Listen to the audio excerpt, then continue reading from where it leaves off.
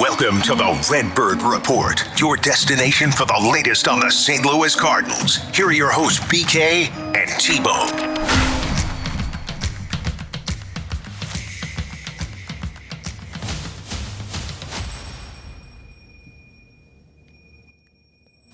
That's T-Bone, I'm BK. Cardinals are hot. The weather is hotter here in St. Louis. It's good to be with you guys today in the middle of August. I did not anticipate we'd be talking about a team in the playoff race, and yet here we are, T-Bone. They sell at the deadline as we all kind of anticipated, and 2 weeks later, they're right back in it. They've won 7 out of 10. They've won 3 consecutive series. They've done so against the Yankees, the Rockies, and the Phillies, and now you're only 2.5 games back. I know we just saw this series against Philadelphia, and they looked really good in the last 2 games of the series. I think you probably learned more about Philadelphia than you did the Cardinals in that series. That being said, the math is the math. You're 2.5 games back of a playoff spot with 6 weeks left to play. I love it. It's great. You know how much I enjoy watching a team potentially try to get into the playoffs, especially when you've got young guys that can potentially get you there. T-Bone, are you enjoying this? Because you're somebody that doesn't necessarily love the get in and see what happens mantra of previous years with the Cardinals.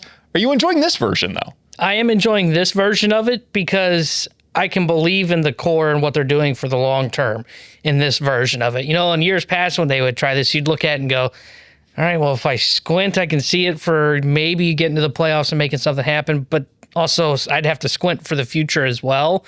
And this time around, they're focused on the future, right? And they just happen to be in a playoff race. Like, you look at their core 4, Burley, Herrera, JJ Wetherholt, Jordan Walker, those 4 guys, they're here for the long run. And JJ especially, because he got his contract extension.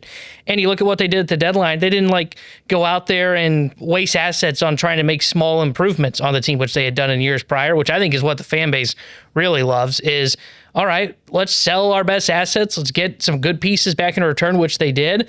And then let's just see what happens, you know? And this is kind of what the Tigers have made a theme of doing over the last 3 years.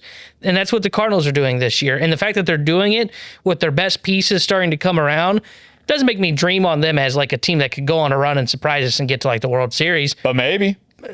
Probably not, but maybe. But it does make me dream on, all right, at least we're going to have, hopefully, some entertaining baseball to watch over the final month and a half, unlike the last 2 years where, if you dig back to last year this time, they were in the race, but nobody really felt like they were really a team that was going to threaten anybody to get into the playoffs. And it felt empty, right? Yeah. Okay, so you're going to get in, and then what? What's the outcome here? Okay, so Sonny Gray is going to still be traded. Brendan Donovan's still going to be traded. Wilson Contreras is going to be traded. There's going to be this overhaul of the roster with Heimblum taking over. It felt empty. It was empty calories last year. You eat it, you feel good in the moment, and then it's just gone, right? And that's what the 2025 St. Louis Cardinals were, whereas this feels like it's like a hearty meal, right? You feel fulfilled after watching this because it's not just for right now. It's not fleeting. This is real talent that is being developed for God only knows how many years. The next 3 to 5 years could be built because of these guys.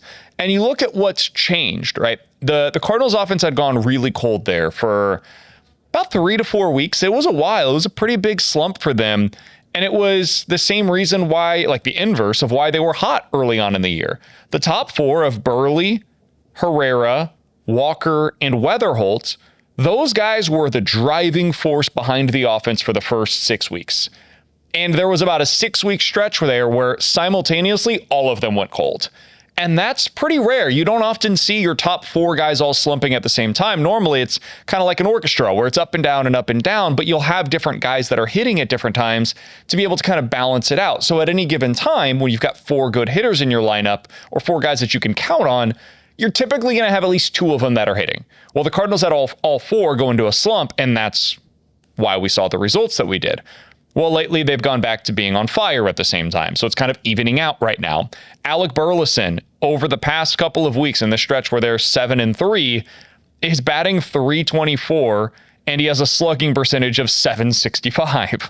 You have Nathan Church, who's adding his name into the mix, batting .340. That's a surprise, but the other guys in your core, Iván Herrera is batting .300 again. Not a ton of pop, but enough. Jordan Walker is hitting .315. Again, not a ton of pop, but enough. And you've got JJ Wetherholt, who is only batting .195. He's only slugging .250, but the on-base percentage for your leadoff hitter is 400, which is why he has scored 8 runs in his last 9 games. So even the guy that is still kind of slumping at the plate is finding ways to contribute. And that's what they had done at the beginning of the season. So you're seeing this offense turn it back on. The pitching has started to look good again. And now you've got a team that looks the part of the contender that we saw for the first really 2 or so months of the regular season that we were so excited for before they hit the skids for about a month. Yeah, and I think we had talked about early on in the year of, okay, at some point the offense is going to go cold at some point, and the question was, could the pitching kind of uplift it at that time? And it actually did. Just the offense was really cold, and they weren't expecting that, and that's what really sent them. I mean, that's why they became defined sellers at the deadline. The offense just didn't show up, and the bullpen, to be fair. Like, let's make sure we put a lot of blame on the bullpen for that. The bullpen wasn't good. That's what I was going to say. I think your rotation was good enough. I think the offense was okay, because you look at some of these scores, like they lost 7-3, 5-3, 4-2, 10-6, 3-2, 5-3. A lot of that was the bullpen. Yeah. The starter leaves, it's 3-2, and then the bullpen allows it to extend, and it's game over. Yeah, and they just weren't prepared, or they didn't have the depth, I should say. They were prepared. They didn't have the depth to make up for the loss of JoJo Romero. I mean, it was really just one injury, an appendectomy, a thing that I've had in the past that threw the season kind of into a tailspin there coming out of the All-Star break. And that's the thing that sent them to become defined sellers. And now that you've got the offense going again, you've got a chance now. Now that the offense is hitting, you've got the pitching. We'll see how they're able to kind of work through this with Leahy as he's approaching an innings limit right now. But you got Quinn Matthews that'll be up here as a reinforcement soon. The bullpen's going to be the biggest question if they can be a playoff team, in my opinion. If the bullpen can find a way to solidify roles and Gastelum kind of gets over some of the rookie moments that we've seen from him, and I don't even know if I'd call it rookie moments, just adjusting to the big leagues. But I saw him strike out 3 of the 4 batters he saw in game 1 of that Phillies series. And that was impressive stuff. If he can do that a little bit more, Stanek continues to pitch well. I can't believe I'm saying this. Brule continues to pitch well from the left side. And you add in O'Brien, who's been very good over the last month or so. All right, now you're talking Soriano. I didn't mention him. Now you're talking about a bullpen that might give you a chance. And if they can kind of figure those roles out over the next month and a half, they're going to give themselves a fighting chance as long as the offense continues to do damage. I would not bet today on the Cardinals to make it to the playoffs, but it's fun to watch. It's meaningful baseball. They're going to Busch Stadium. We're recording this on Thursday, the 13th at 3:15. And they're going to Busch Stadium with a real shot this weekend to put themselves into contention again.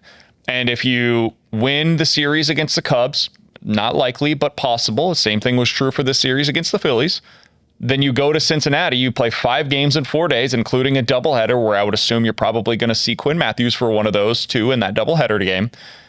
And then you have the Phillies again. And if you just keep yourself above water, you go above 500 in this stretch of 8 games in the next 7 days, you travel to Philadelphia with a legitimate shot to steal that spot in the playoffs. I can't believe it. It's shocking to me that we are here after what the deadline looked like for them, but they've done it. They've earned it. And again, a big part of that is because of the top 4 players in your lineup, and Alec Burleson has been chief among them. What he's been doing over the last couple of weeks is just absolutely carrying your offense. 4 home runs in his last 10 games, 13 runs driven in over this stretch. And again, he's batting .325. This is not new for Alec Burleson. He now leads the team in OPS on the season. That sounded like such a crazy thing to suggest as recently as, 2 months ago, because Jordan Walker had such a big lead on everybody else. But Burleson's consistency is what has stood out to me this season. He's kind of the metronome of the offense, where every month you leave and you're like, all right, that guy's above average, above average, above average. By month this year, OPS for Alec Burleson, 1,000, 750, 770, 900, 750, 1,100. Every single month he's above average. He's always good. Every month he's above a 270 batting average so far on the season. And T-Bone, this gets back to a conversation that we've had before, and we'll have it again here. Is it time to seriously start considering a contract extension with Alec Burleson? Viva Albertos and my friend Gabe Simons wrote a piece over there earlier today making the case for it. And he says he believes that a 5-year contract worth roughly $75 million is probably what it would look like. And that's going off of the Josh Naylor extension that he signed last year. Maybe it's closer to $80 million. Maybe it's a little bit less. Somewhere in that range, though. 5 and 75, let's settle on that. Is that something that you would seriously explore at this point if you were the Cardinals? I would, because I think he's going to age very gracefully, and that's not a super expensive contract extension. I look at his profile, and I mean, you just ran through him month by month. Like, even when he's quote unquote cold and struggling, he's still like a league average player, right? And then he has these months where he just goes on these tears and he crushes right-handed pitching. He's doing all this without like hitting lefties. And if you want me to be honest, I would be willing to bet he's going to get better against lefties. Like, I think this offseason he's really going to go to work. I'm not saying he's going to become a like 20% above league average guy against lefties. He gets closer to league average, he's going to be in MVP conversations. That's how good he's been, and that's how much damage he does against right-handed pitching. I would be willing to do that. I don't see this aging poorly. I don't see that being a ton of money that you look back on and go, what did we just do? And he's good defensively at first base. I would seriously consider locking him up. And then you've got 2 of the 4 of your core members on long-term contract extensions, and you don't have to worry about them. And he's the kind of guy that can really start to put up some good numbers for that arbitration system. I would love to do an extension with Alec Burleson. And I'm a guy that doesn't do contract extensions. I don't see a scenario where it would backfire on the St. Louis Cardinals. And you look at what he's doing this season, he's on pace to be the first left-handed hitter for the St. Louis Cardinals to have 40 doubles, 25 homers, and 100 RBIs in a season since Dan Musial did it in 1954. Think of that for a moment. That's crazy. That feels impossible that is true. And yet somehow he's on pace right now. Like, these are not just like pie in the sky numbers. His current pace has him at 40 doubles, 25 homers, 112 ribbies. That means that if he stays on the current pace that he's at today, will do something that no left-handed Cardinals hitter has done in 70 years. That's insanity. The fact that like Jim Edmonds never accomplished that. Matt Carpenter never accomplished that. And you could potentially see Alec Burleson do it. Yeah, you sign that guy. Like, you want him to be around for the next 5 years. He's 27 years old. I feel like we talk about Burley as though he's like this geriatric within the Cardinals organization, because he's been here for a little while, certainly longer than most of the other position players. And he is older than them. Yes, technically speaking, he is still a young player by Major League Baseball standards. And you are now entering the prime. This should be like year 1 of a 3 to 5 year prime for Alec Burleson. I would like to have that locked up for the St. Louis Cardinals. So if it's 5-75, I don't think that's going to prevent you from doing anything really meaningful in the market. He also doesn't have any strikeout problems. He hits the ball hard consistently. Everything about this profile, I would expect to sustain. Now, if they had first base clogged or blocked and he had to play in the outfield for the next 5 years, that would be more of a conversation to me, because then, yeah, there is some defensive issues, defensive limitations that are not going to get better as he gets into his 30s. But that's not the case. He has transitioned over to first. He's been excellent there. Defensively, I think he's been really good for the Cardinals this year, and I would just like to have that spot locked in.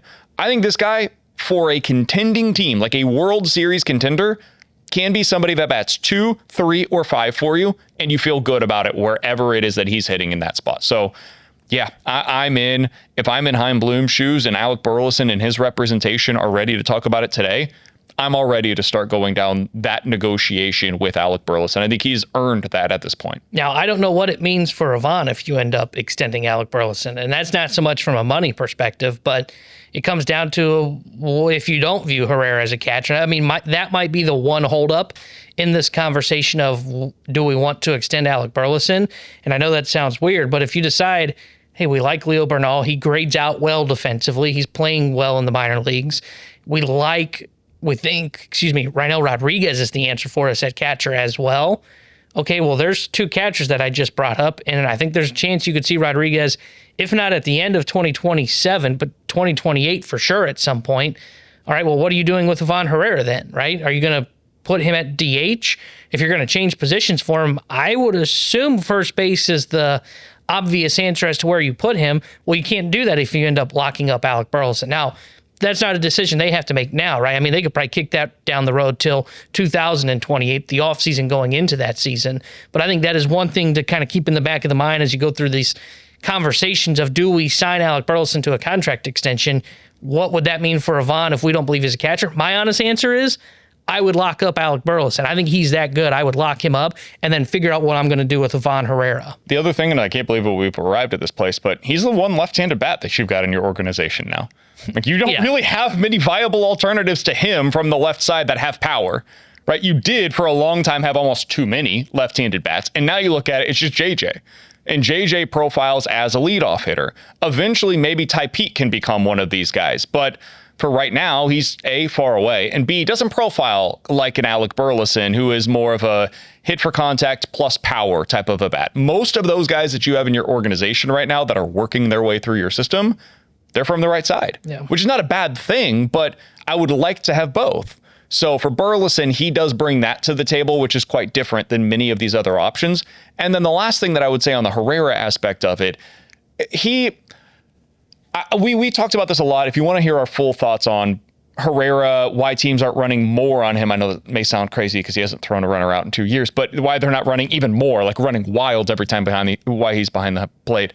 We had a really good conversation about that with Derek Gould on BK and Ferrario, so check that out. It's lengthy and worth your time, in my opinion. But what if you just did a thing in the future, and this is thinking 2, 3, 4 years down the road. Maybe it's Bernal, it's Rainiel Rodriguez, and it's Herrera. Those are your 3 catchers on the roster. And at that point, my guess is Rodriguez is probably your primary catcher, where like 3 out of every 5, he's behind the plate. Maybe it's 2 out of every 5 because, primary catchers work nowadays. Then you get 2 other days behind the plate for Leo Bernal. And then you have 1 day every 5 where your designated catcher for a specific pitcher, let's call it Michael McGreevy in this scenario because he's great at controlling the running game. That is when Iván Herrera is behind the plate. It's 1 out of every 5 days. So he gets like 35 starts as a catcher in that season. And then he also starts at first against left-handed pitchers because Burleson, as we've seen this year, I think he'll get better. I agree with you, T-Bone, but if he doesn't, he has not been good against lefties. And a platoon partner there would not be the worst thing in the world where Burley comes off of the bench later in the game and gives you some thump off of the bench against whoever that right-handed reliever is in a big spot potentially. So now you've got 1 out of every 3 to 4 days where Herrera is starting at first base. So that's another 40 to 50 starts at first. So now you've been able to accumulate more than half of the season where Herrera is playing a position. And then for the other half, the other 80 games, he's your designated hitter. So you found a way to get his bat into the lineup every single day. You're not doing a ton to get Herrera days off. You're not taking away a ton from Rainiel Rodriguez because Rodriguez could start the other 80 games potentially, or 50, whatever, at designated hitter. So his bat is in the lineup regularly. And in this scenario, you just got a backup catcher in Leo Bernal who's going to start 70-ish games over the course of the season. Is it ideal? Maybe not. But it gives you flexibility. It gives you backup options at different positions. It gives you depth as well. And your bench becomes pretty darn good in this scenario too. So I could see a scenario where it works out where all of these guys end up being good, which is not a guarantee, and you could still make it work roster-wise with Herrera, Bernal, Rodriguez, and Burley all on the roster together. Yeah, I think that sounds easier in concept than it would be in execution. Maybe. I don't know that you can carry 3 catchers and have all 3 of them, if they are good bats, getting them enough playing time in the lineup. I mean, the only reason that this 3-catcher rotation works now is because they don't play the third guy. They don't play Pedro Paez, and they can pinch hit for somebody if they have to. And maybe that eventually just becomes the Bernal role. But I think they believe that Bernal is going to translate well here to the big leagues. And I think if it ends up becoming Bernal and Rodriguez as the combination, I just don't know how you fit Herrera in here and get him enough at-bats to make it worthwhile instead of using him as a trade asset. That's where I'm at with it. Now, again, that would require Bernal being the bat that he is in the minors, where he's a very good offensive player. And then same with Rodriguez translating to the big leagues, because you're right. There's the odds of all 3 of these guys hitting, it's like rolling a Yahtzee, good luck. Odds are one of them's not going to pan out like we think offensively. But I find it interesting how they're going to handle this catcher situation moving forward because all these guys are extremely close. Bernal, you can argue, is ready now. Mm-hmm. Rodriguez, if he's not ready by the end of next year, I would frankly be surprised because he's extremely young and he just went down to Double-A. Took 2 weeks of struggling to say, all right, I got this. And then just started demolishing Springfield down at the Springfield level at Double-A. So that is going to be very interesting. Well, you've also got Alec Burleson, who's living there at first base, that you're right. if you put him in the outfield, it's a different conversation of extension talks. Because if that's the case, I probably wouldn't extend him because it'll actually bring down his value because he's just not as good defensively out there. It's one of the first times that we're starting to see them get into decision-making time this offseason as to what they want to do. Do they believe that they can make this work out? And I would probably say I would want them to choose an odd man out of this grouping. Because to me, my fear is they will make this just like it was the outfield a couple of years ago, where it was, well, we've got 5 guys, we can figure this out. And they left that season going, yeah, no, we couldn't figure it out with 5 guys. We eventually had to cut this down and move on from a couple of them. The other scenario here is they become the new Toronto Blue Jays, who had to choose between their 3 catchers. They had Danny Jansen, they had Alejandro Kirk, and they had Gabriel Moreno, all 3 of whom were good major league catchers at the time. Gabriel Moreno was the young guy who they were excited about, and they thought he was going to be a good all-around catcher. The Blue Jays did not want to trade him, but the Diamondbacks called and gave them a really good offer. It included at the time Dalton Varsho as the key piece, and the Blue Jays said, man, this is the kind of bat that we just don't have in our lineup. He's cost-controlled, he's cheap, he's young, he does a little bit of everything, he can play in center field, super valuable. Let's go ahead and make this deal. And maybe that becomes the Leo Bernal in this scenario, where Leo Bernal becomes your Gabriel Moreno and gets you the thing that you're missing. Maybe for you, that is a center fielder. Maybe it's a third baseman. Maybe it's a starting pitcher that can be a mid to front end of the rotation starter in the future. Maybe it's just trading him for a huge prospect haul. I don't know.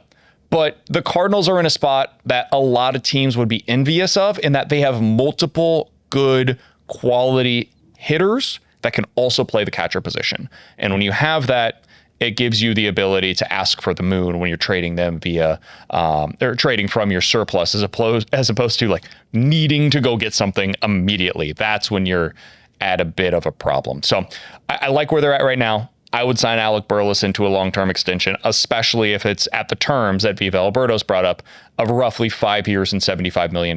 I would even be willing to go higher than that, but if that's what it is, yeah, absolutely. I'd be more than happy to go ahead and get that contract signed today. Alongside Tanner Hendrickson, I'm Brandon Kiley. Coming up on the other side, the Cardinals rotation might have a little more stability than we expected, not only for the here and now, but for the future. And we'll talk about that next here on the Redbird Report. If you had told me coming into the season that we'd be in mid-August and 2 Cardinal starters would have a mid-3s ERA, I probably wouldn't have believed you. But even if I did, I probably would have guessed that it was 2 of Liberator, Dustin May, or Michael McGreevy. The fact that they're not the answers to that question, that it's Andre Palante and Kyle Leahy who have the sub-3.5 ERA at this point in time, is, I've said this word a lot, and it really applies to this, it's shocking. I cannot believe it. I have to continue to look down at my stat sheet every time I see it. It just doesn't track. And yet, T-Bone, that's where they're at. And so I looked this up the other day. I was curious. They're young. They are now 23 starts into the season, and they have a sub 3.5 ERA. How often has this happened for the Cardinals? Because it seems like this hasn't happened in a while, but that's just a narrative, right? That's based upon my own thinking in my brain. Am I missing somebody? Did I forget somebody? So I looked this up. Cardinals pitchers under the age of 30 to have at least 100 innings and a sub 3 ERA at this point in the year. So through their first 23 starts in a season. If you go back to 2011, these are the guys who have done that for the Cardinals. Leahy and Palante, they've done it together this year. Flaherty and Michaelis, they did it in 2018. That was the most recent time that it's happened for the Cardinals. It's been nearly a decade since you have had starters under the age of 30 just basically be good through 23 starts is all I'm telling you. A sub 3.5 ERA. Before that, it was Leake and Lynn in 2017. I can't believe Mike Leake did that. Lynn and Carlos in 2016, Waka and Carlos in 2015, Lynn in 2014, Miller in 2013, Jaime in 2011. In other words, happened basically every year from 2011 to 2018, and then it was just over. And that tracks with what we've been talking about. The Cardinals had a pitching pipeline problem for close to a decade. They seem to be closing that gap now, and Leahy and Palante are just 2 examples of it. You can throw McGreevy into that mix. Look at what's coming next with Durangelo Sainja, Quinn Matthews. Hopefully TK Roby gets healthy sooner rather than later. Liam Doyle is on his way. I think Cooper Jerpy could be a really interesting pitcher for the Cardinals, whether that's in relief or as a starter sooner rather than later. They've got a wave of pitching coming that's reminiscent of what it used to be for the Cardinals. It went away, and T-Bone, it might be back for the Cardinals finally about a decade later. Yeah, and it's interesting to see how it's going to come together because it's the one spot where they're really lacking right now. And it's not so much in the results, it's kind of the it factor, I would call it, in their build, right? I mean, their core four, I would put them up there with other teams in the playoff race, right? Like you look at what the Brewers have, I would say, all right, I'll put the Cardinals top four up there and say, let's compare. And I wouldn't feel, I might even take the Cardinals, and I know that sounds weird to say, but I think that's true. I mean, I would take them over the Phillies. We saw them. They feel like a paper tiger with that lineup. It's actually a really interesting question that sometime we should do is like comparing the top four core pieces of teams that are under the age of like 28. Yeah, and see where they come out from, because it'd be interesting because, like, now the Dodgers would be just a different animal because they're older, but they've got studs through that lineup. It's really the pitching. Once you start to have that conversation, there's a lot of other rotations I would take when we get there. And that's the area that they got to catch up on. But like you said, they've got this wave that is coming, right? I mean, you can just rattle them off. You've got Jerpy that is intriguing. I think he's more of a reliever, but he's been pretty good since his return. You've got guys like Senja. You've got Tanner Franklin, who just won Pitcher of the Month down there in the minor league system and has been promoted. You've got Doyle, who was your first-round pick that they really like. And you can go on and on about some other names that are interesting, like Molina that's down there. And then you've got what they've got up here. Now, I don't know how much of what they've got up here now is sustainable because it pitches to almost too much contact for my liking. Like, would it shock you if Palante next year was like a 4.5 ERA guy? No. Not at all. Now, that doesn't mean he's not an effective starter, and he can be a really good back-end starter for you. But can you have that guy in your rotation when you've got Michael McGreevy as a back-end starter or Hunter Dobbins as a back-end starter in your rotation? You probably only need two of those three guys. Leahy's the one that I find fascinating, and I'm willing to dream on, and I got to be honest, it really sucks he's running into an innings limit. And I don't blame the Cardinals for putting him on an innings limit because this is a huge jump for him. But the fact that he has really turned it on and has been able to be in this conversation that we're having with McGreevy and Palante, never would have guessed that after watching his first 4 starts of the year. I wanted him shot into the sun and as far away from this rotation as they could possibly get him. I thought, this is a reliever. He's showing you he's a reliever. Stop trying to make him a starter, and I couldn't have been more wrong. And he's improved from there. And you look at the strikeout numbers, and it's quietly at 8.1 strikeouts per 9. And you look at his Baseball Savant page and you go, well, this doesn't look like it. His chase rate is 11th percentile in Major League Baseball. His whiff rate is 25th percentile in Major League Baseball. Yet he somehow is striking a bunch of guys out at a decent amount at 8.1. That's like Seth Lugo numbers. That's like a really good number 3 starter. And I think it's the 6 pitches. It's the thing that I keep saying. And when they would say this last year when he was in the bullpen of, hey, this guy throws a lot of different pitches. It's why I said, okay, that is interesting. I could see why they would want to try this. He just keeps everybody off balance, I think it is. I don't think any one of the 6 pitches he throws is all that sexy. I don't think any of them are an elite pitch for him. But you know what? They're all pretty good. And you don't know what's coming, and he sequences them differently, and all 6 of them are thrown at 10% or more. And I think that's the reason why I'm willing to dream on him becoming that number 3 starter that they are looking for. They still need the 1 and 2 in the rotation, and maybe they've got that within the system. But Leahy's a guy that I think is only going to get better from here. I think he's going to be able to avoid that slow start that we saw at the beginning and be a guy that we look back on and go, this was one hell of a decision by the St. Louis Cardinals. Yeah, he's been awesome for them. He's been everything they could have asked for and then some. And you look at why he's successful with the pitches that he has, and it really is just like he commands it, man. And that is such a lost art in Major League Baseball nowadays, but it's real. And he's able to do it. And when you can command your stuff the way that he does and the way that McGreevy does, and you have everything that you can throw and people aren't sure what's coming or when, man, it starts to become a real weapon for you. So he's been fun to watch. And between him and Liberatore and Palante, I think 2 of them can be in the rotation for the next 3+ years, right? I don't think all 3, but I think 2 of them can be. I think the situation kind of reminds me, it's not quite to the same degree, but it's like a poor man's version of this. It is similar to what they had at second base this past offseason. None of us wanted to trade Brendan Donovan. Brendan Donovan is a good player, but it made sense to do so because you had a younger, cheaper, more athletic, potentially higher upside version of Brendan Donovan coming at the same position with JJ Wetherholt.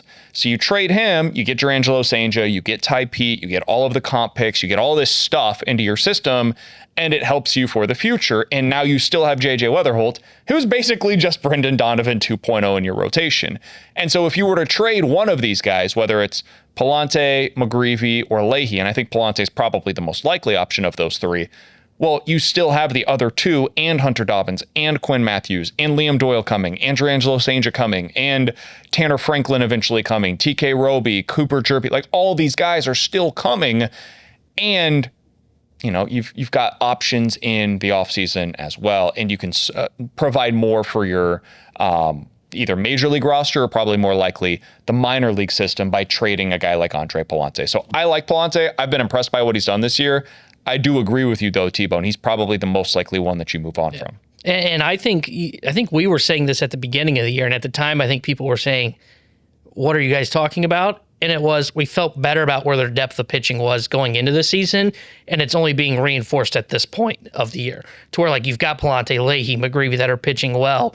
And as we're talking about, if we're having this conversation right now of would you deal a guy like Andre Pallante, who's been one of your best starters this season, that screams where you're at as an organization. I mean, that's a surplus that you want to have, right? The kind of surplus of having too much pitching, that's what any team would dream of. Look at Seattle. They love the fact that they had that, and they decided to move on from Castillo. A lot of teams barely have arms. Look at the Cardinals over the last 3 years. They couldn't figure out what they were going to do with their rotation to where they were trading for guys like John Lester, Wade LeBlanc, Jay Happ, even Quintana. I know he was good, but it wasn't like that was some big sexy move that they made. They were desperate for innings. Now they're not as desperate for that, and they've got that wave of pitching that's coming now. We'll see how it develops once they get here to the major league level. But this is finally the spot where they needed to be as an organization. You said it perfectly when we came into this segment. It's what they used to do, right? Where it was, hey, they've got 5 pitching prospects, 3 pan out, boom. Okay, good, great. Oh, guess what? There's another wave coming in the next 3 years. Boom, 3 of those 5 pan out. That's when they were playing that winning style of baseball. By the way, we should mention this. My expectation is you will see Quinn Matthews on Monday against the Cincinnati Reds. They've got a doubleheader that day. They don't have to worry about the amount of time that he's been down. They can just call him up as the 27th man for that day. You can get one of those 2 starts, whether it's for the first game or the second. My guess is they would go with him for the first game, so they kind of have a better idea of what the bullpen looks like for Pallante, but I don't know. They could do that, however. Regardless of what they decide to do there, I think you'll probably see him in one of the 2 games. T-Bone, what are your expectations for him going into that one against Cincinnati? We saw him against Toronto. It's been a minute now. It's been about 10 days. How are you feeling going into his next start? He was not very good in his most recent start at AAA. Yeah, I think it's going to look a lot like it did against Toronto, to be honest with you. I think it's going to be about 5 and dive would be your hope. And he's got decent strikeout stuff, hopefully, because it's not like the Reds lineup is anything that really strikes fear into you. I think you're hoping for about 5 innings, 2 to 3 earned runs, hopefully a little bit more on the strikeouts, like 5 strikeouts maybe, strike out an inning, and he keeps the walks around where he was last time where it was about 3. That would be kind of my expectation for him against Cincinnati. That's my hope. I hope the command is the biggest thing with him, and it's going to be an issue for him forever. Like, I just don't think this is something you solve. I think this is, it's a feature, not a bug, in the way that he operates. It's like Snell-esque, kind of. Like 60% Snell, sure. Yeah, that's Snell-esque. I think I described that well. Sure, yeah, we'll go with that. That's kind of how I would view him. And he went up against a lineup that was perfect. Like the Toronto Blue Jays are not very good against lefties, so they put him into a good spot there. This is going to be a much more significant test for him with Cincinnati. They're top 10 in Major League Baseball against left-handed pitchers. But I hope he looks great, man. It'd be awesome for him. It'd be awesome for the Cardinals if they're able to get some nice results out of Quinn Matthews at the Major League level. And my hope is that this will be the start of him getting consistent starts for the Cardinals down the stretch. I'm not positive that it will be, but my hope is they'll just be able to keep him around, and then he takes his next turn in the rotation up here at the big league level as well. Coming up on the other side, what does the immediate future hold for Joshua Baez? We just talked a bit about Quinn Matthews, if he's going to get some extended runway here. Is Baez going to be up here soon, or is it going to be a little while? We'll talk about that next here on the Redbird Report. The clock starts basically right now for Joshua Baez, T-Bone. Now, not the major league clock. They're trying to avoid that. But the clock starts on when they could call him up. And the reason is because once you get to 45 days remaining in the regular season, his rookie eligibility for next year will still be there.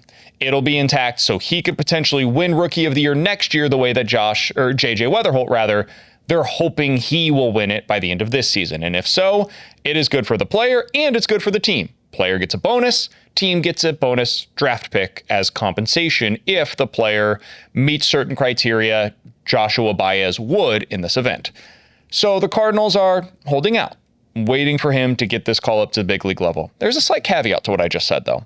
There's also another requirement. He cannot go over, I believe the number is 130 at-bats for the rest of the regular season and still have eligibility for Rookie of the Year next year. Now, right now, the Cardinals have roughly about 40 games remaining this year. So if you do the math, T-Bone, real quick, about 4 at-bats per game on average, 40 games the rest of the way, that's about 160 at-bats possible for the remainder of the season. If he played every game and was eligible to take every at-bat possible and was never pinch hit for, never pinch run, never defensive replacement, anything like that, he'd potentially go over that threshold. So he's not up just yet. I don't know if that's the only reason why or if there are other factors going into this, but Derek Gould reported earlier today he is not expected to be added to the roster, at least for Friday. They're going into this series against the Cubs with the same guys that they had in the outfield previously. When do you think we will see Joshua Baez? And maybe every bit as importantly, when do you think we should see Joshua Baez? I think you're not going to see him till September 1st. Whenever the rosters expand, I think that will be the first time that you see him. I think when is the right time to do it is probably around then, is maybe a little bit earlier. But I would say September 1st, just the easiest way to do it. Rosters expand. Don't have to make a 26-man roster move. He's already on the 40-man. And I think there's real value in getting him these at-bats. I can get the frustration from people of them not calling him up and trying to service manipulate the time here so that they can keep the potential of winning a draft pick next year. It's just smart from a baseball perspective because this is the kind of talent that could do it with his kind of power if everything clicks together. He could be your Sal Stewart. Yeah, 100%. So it makes sense to do this, right? So I think September 1st is the time that you're going to see him. He gets called up here and he plays every day in left field. I don't see any reason not to at that point. I think that would be a real slap in the face if you don't call him up by September 1st to the fan base, because this is a guy that, I get it. He hasn't been on the same kind of tear he was earlier in the year, but over the last 28 days, 269, 348, 539, the slash line, 887 OPS, 5 homers in that time frame. That's pretty good over the last month. And if you're hoping for him to get hot like he did back in May, odds of him doing that again are very, very low, even at the AAA level. So I think that's when you see him. It's not like there's anybody that's really blocking playing time for him here at the major league level. So you can call him up on September 1st when rosters expand. You can just write his name in pen. He's not going to get the at-bats that will get rid of that year of eligibility. And you just let's see what it looks like, right? And that's valuable for him to go into next offseason going, okay, this is how Major League Pitching decided to attack me in my month there, and this is what I need to do to adjust. That's what they did with Mason Wynn in 2023. And it benefited the Cardinals. Look at what he did the year after that. He was able to adjust to big league pitching and put together arguably his best year so far of his big league career. So I think September 1st is the day you're going to see Joshua Baez. I could see it. I just struggle with that because this is a team that against left-handed pitchers, you could use his bat out there. And they've got a lot of lefties coming up, man. Saturday, Sunday this weekend, you've got Boyd and Imanaga. That'd be nice to have him in the lineup against those guys. You've got going up against the Cincinnati Reds, at least based upon the current projected starters for the Reds. You've got Abbott in that series. And coming up against the Phillies, you'll see Luzardo and Sanchez again. So that's 2 more left-handed pitchers. So you've got 5 lefties in the next, 12 games? So half of the starters that you're going up against pitch from the left side. I would just like to see him get those opportunities. Now, I'm not saying he's a platoon bat for you necessarily, but if you wanted to go about it that way, you could kind of platoon it with him for the next 10 days. And in that scenario, you just have him start half of these games so you don't end up running into some of those at-bat threshold problems that you could otherwise have. So that kind of saves you from yourself of playing him too much and running into the potential at-bat threshold. And it allows you to get these opportunities against left-handed pitchers where he's helping you there. He puts him into the best situation possible to have success at this level, makes it a little bit easier to be able to come up. By the way, Wrigley, good place to hit. Cincy, good place to hit. Philly, good place to hit. So you're going to 3 straight ballparks that are a little more advantageous. I think it could make some sense to do it right now to ease him in as opposed to immediately, hey, you're playing at Busch Stadium, which is like the hardest park in America to come hit at, and you're going to be playing every single day against all of the toughest right-handers in the league. I could see how that would make some sense. It really just comes down to how committed are they to this Cesar Prieto thing? And that may sound weird. Why is it Cesar Prieto versus a guy like Joshua Baez? Well, it's because that's probably the roster spot you're talking about here. Is who else are you sending down? I don't think you're sending down Blaze Jordan. I don't think you're sending down Brian Torres. I don't think they're doing anything with Pereira after he just got added to the roster, and he's shown some good things so far. He's only 25. Be optioned without losing. He has to be DFA'd. Like you would have to do with him what you just did with Velasquez. So I think the one guy that you're really comfortable doing this with would be Cesar Prieto. And this gets to the other question that I wanted to ask you.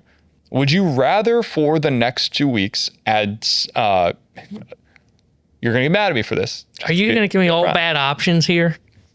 Would you rather see Joshua Baez come up in platoon in left field or Nolan Gorman comes up and platoons at third base for you for the next 2 weeks? Which of those 2 options would you prefer by the Cardinals? And this is assuming if you don't bring up Nolan Gorman, Cesar Prieto is starting against every right-handed pitcher as your third baseman. Because that's what they're doing, so that's what you have to choose between. Yeah, I would probably say Gorman. And the reason I say this is because I think just when they want Baez here, I think they want to play him every day. I think they want to find out first, will he fail against right-handed pitching before they just kind of determine, all right, let's try platooning him out there in left field. And honestly, I don't even know if you have a great option as the second part of that platoon. Like Torres is fine. He's not great. That would probably be the one. I would try Gorman. I don't think it would work, but I think I would rather try that. Gorman, Blaze Jordan as your platoon. The other reason I think you laid out why they're not going to call him up now. They can just wait for a path of least resistance. Because you know who Prieto's going down for? Ramon Urias. I mean, I think that's the answer there. And then the question is, okay, well, do we send somebody else down and call up Baez, worry about potentially running into the at-bat limit or platooning him when I think they want to play him every day? Or do we just wait an extra 2 weeks and then we can just get the extra roster spots? Then we don't even have to make a move. He can just be called up. We don't have to send anybody down, and then we can play him every day. And I think that's the path they'll go. But to your scenario, I would take the Gorman one. The other thing you could do, though, and this is one other piece of this, is you could end up using, in the scenario that we're presenting here, Joshua Baez in left field. You could do Blaze Jordan maybe as a designated hitter on those days with Herrera behind the plate. And now you've got multiple right-handed bats into your lineup to make it work a little bit better. Jose Fermin in this scenario is probably playing at third base on those days. So you've just got all of the righties in the lineup, and Cesar Prieto's gone. He's been sent back down to AAA, so you don't have to worry about it. The tough part here is, okay, then what's the move for Ramon Urias? If you're doing that with Prieto now for Joshua Baez, I think at some point in the next 10 days, they've got to call up Ramon Urias. I think they're going to do that whenever he's eligible to come back up. That's prior to September 1st, and that timeline matters because somebody's going to have to go down for basically that week or 10 days or whatever it is. I guess that's probably Torres. Maybe it's Blaze Jordan, but it's probably one of those two. I would go Pedro Paez and just say, hey, Pedro, go hang out at AAA for the next week. We'll call you back up on September 1st. But I think those are probably your options. But the reason that we bring this up, get kind of lost in the sauce here. As you can tell, there's a lot of different roster manipulation that could happen in the next 3 weeks. This is what Chaim Bloom and his lieutenants are going through right now, and probably, being realistic, have already gone through on how you go about this. What's the best timing? What is the best time for us to potentially call up Joshua Baez? How does Ramon Urias play into those plans? Has Nolan Gorman changed those plans based upon him hitting, I think it's 8 home runs in his last 16 games down to the AAA level? What is our best way to both maximize the major league roster and what they're doing as they're in the midst of a playoff spot, or playoff push rather, and also get Joshua Baez the opportunity that he very clearly deserves and has earned at the end of the regular season. Being able to serve both of those is going to be difficult as we go down the stretch here. And that's why I don't understand the whole Urias factor in all of this, because he's clogging up a spot, right? Like it's not like this is a guy, again, if you're thinking short term, Urias is probably your answer. But if we're talking about over the next 3 to 5 years of like, what are we going to do at third base? Urias isn't in that conversation. You know, I think there's only a handful of guys that are in that conversation. And honestly, I'd say it's just one, and it's Blaze Jordan. I don't think Prieto's that guy. I don't think Sajaci's a name we haven't brought up, even though he's been on a tear down at AAA. I don't think he's that answer at third base. Gorman's definitely not that answer at third base. If anything, he gets called up here for an audition so they can trade him and not non-tender him and not get anything out of him as an asset. Let's just be honest. And Torres is an answer at third base, and for me, he's not an answer at third base. So the only guy that really has a shot, in my opinion, is Blaze. Yeah, he's not even like brought up in this conversation, and instead they keep circling Ramon Urias. And if you're going to keep him around, which they clearly are based on their actions, since they haven't DFA'd him already and he's on a rehab assignment, he has to be here, and I'm assuming he has to play. And it's the one action that I really haven't understood for most of this year. I've understood what they've tried to do. I have no clue what they're doing at third base, and I don't fully get it. By the way, what I would do, I haven't totally answered that question just yet. I would call up Nolan Gorman tomorrow. I would add him to the roster and send Cesar Prieto down. And then on Saturday, I would call up Joshua Baez and platoon him in left field for the time being. Who you sending down for him? I would go ahead and make the move with Pedro Baez. You don't need him here. They operate like they would push back on this. They operate too scared on that catcher position. I would just go ahead and make that move. If in an individual game you have an issue where, hey, on that day Jimmy Crooks was behind the plate and Iván Herrera is that designated hitter, I'd be willing to lose the DH spot. Just make it work for the rest of the game.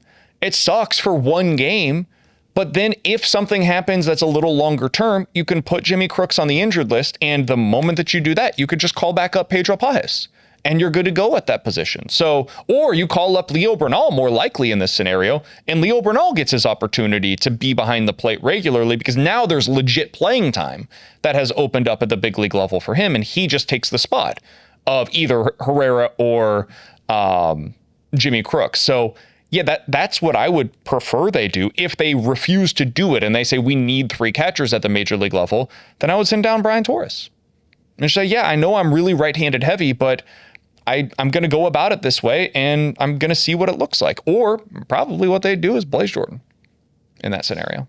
You wouldn't like it, but they'd probably send down Blaze Jordan because they would say we're platooning left field between Torres and... Well, you just sent him down. Oh, I see. You're saying if you sent Blaze down. So in this scenario, what I think would be the most likely option of getting both Gorman and Baez at the major league level, you're probably sending down Prieto for Gorman, and you're probably sending down Blaze Jordan, if they refuse to do the Baez thing, for Joshua Baez. So that way you can platoon left with Torres and Baez. Yeah. And then at third, it's Fermin and Gorman. Yeah. And like, if they do that, like, I guess you're trying to get answers in the long term. They're out, and I don't even know if you're getting answers anywhere long term. I just find, I don't know that I'd be happy with Blaze going down because I know that Gorman's not going to be part of this long term. That's why it's got to be Baez. For an organization that just spent the last 3 years constantly going, we didn't get enough at-bats out of this guy. We didn't get enough at-bats out of this guy. We didn't get enough at-bats out of this guy. Only to find out 3 years later, oh, Gorman, not an answer for us. Then to just try and block Blaze Jordan from getting starts every single day at third base versus righties and lefties. And look, maybe that's still not a big enough number for them. That's a bigger number than not playing him like they're doing right now. Bigger than 0. Yes. And that's the thing. I can't fathom what they're doing at third base. And maybe they're like playing chess and I'm playing checkers. But right now, it's the one thing I don't think I've completely understood all year. And I think for the most part, I've been able to get behind what they've been doing. I know I had my little panic episode when they sent down Quinn Matthews at first. After I panicked for a minute, I figured out what they were doing, went, okay, that's actually smart. This is the first time I'm looking at this going, I don't understand what we are trying to do at third base. I don't understand what the Cardinals are trying to do because Urias, again, is not a long-term answer. And this is a guy, you know what he is. I think you know what Gorman is. And okay, maybe you want to argue, well, his swing has changed and we think this is going to work for him. Great. He can figure that out on one of the other 29 baseball teams. My point on Gorman is not about what he's going to be for the future. It's what he is right now. He's on a heater. I'd be fine with trying to capture lightning in a bottle. I don't think it's going to work long term. Here's a question for you then. Sure. Mine would be for the here and now. I'm trying to catch this playoff because spot. I think that question right there is them stuck in between. Correct. Yes. What are we doing now? Are you focused on the future or are you focused on the playoffs? Yes. I don't know if you could answer both of those questions. I just did. No, I don't think they can have both paths. I think we've had this conversation multiple times over the years, and I think I've come to, you can't do both. I think you have to pick a lane. I think you can, and I think they will, except I don't think they're going to do any of this. I think what the most likely scenario is for what you're talking about there, I think they are not going to call up Joshua Baez before our next podcast. I think they're not going to call up Nolan Gorman. I think they're just going to continue going with the guys that they've got right now. See what they do. Find out what it looks like. The next guy that's going to get called up is probably Ramon Urias here in about 7 to 10 days. And then after that, they'll make a decision on Joshua Baez, and you're probably right. It's probably closer to September 1st. I would bet it's a little before then, but I think at some point a little before September 1st, you see Joshua Baez up, but I don't think it's right now. I kind of wish that they would. I think it makes sense for where they're at right now, but a lot of my decisions that I'm talking about here are more win now based. And I think a lot of what they're doing is what you're saying. I think a lot of what they're doing basically outside of third base, which I don't understand either, but whatever, is how do we plan for the future while also giving ourselves the best chance to win for today? And it's a tough line to straddle, but they've been trying to do it all year long. So far, I think they've done a pretty good job of it. Very rarely has it come up in a game situation or in a playing time situation. It did earlier in this week for the first time with that Jimmy Crooks at bat, and it did not go well. And Ollie Marmol said afterwards he wishes he would have done it a little differently. Curious to see how that influences some of their decisions down the stretch. We will be going with a different day next week. We got to figure out exactly what that's going to look like for you guys, but we're expecting to have some kind of an episode for you next week here on the Redbird Report. We always appreciate you tuning in here with Tanner Hendrickson. I'm Brandon Kiley. Appreciate Noah on the video side of things as well. As always, if you're interested in advertising with the Redbird Report, we'd love to hear from you. You can reach out to T-Bone or myself. We'd love to tell you about some of the packages that we have going on. There are some new opportunities there to be a partner with the Redbird Report. We will talk to you guys next week here on the Redbird Report. Find every episode of the Redbird Report with Brandon Kiley and Tanner Hendrickson on YouTube or at 101ESPN.com.